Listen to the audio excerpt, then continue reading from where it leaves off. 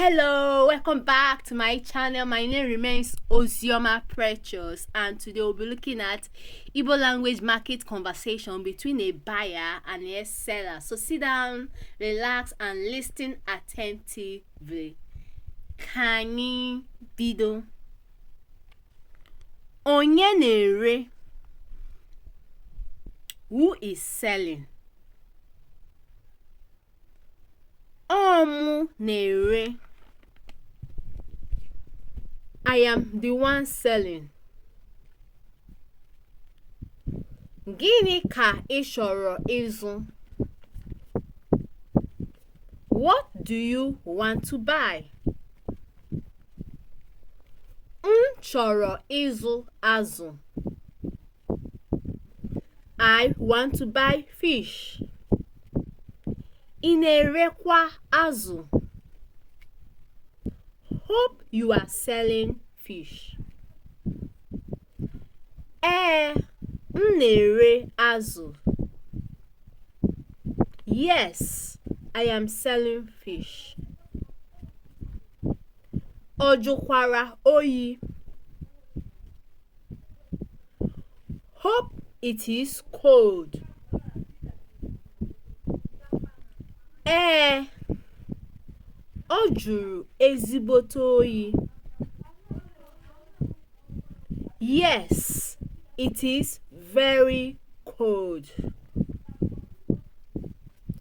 Ego ole? Otu bụ naira narị abụọ. 200 naira for one. Ngota atọ.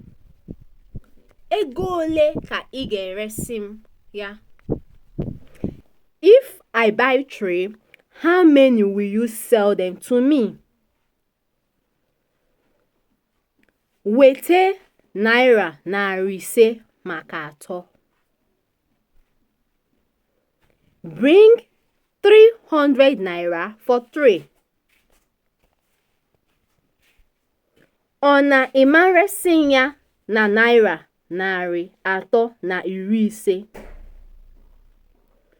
Won't you sell them to me for 350 naira? Mba, ọ ga-abụrụ m ọghọm na m resi gị otu ahụ.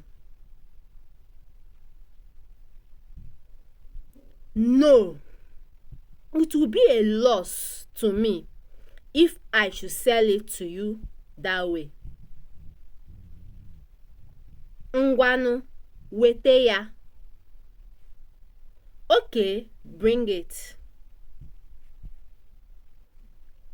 Lee ya ebe a. See it here.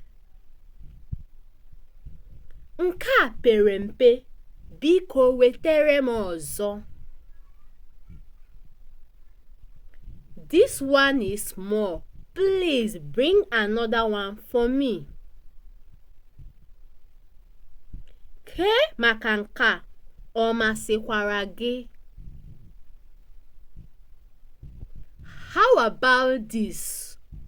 Hope you like it.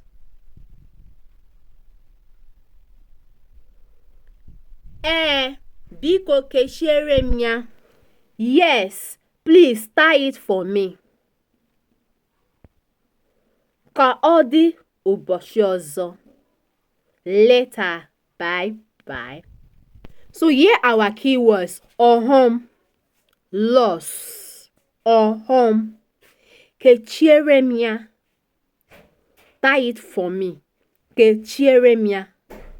Pere mpe, small. Pere mpe. Wete ya. Bring it. Wete ya. Mba, no.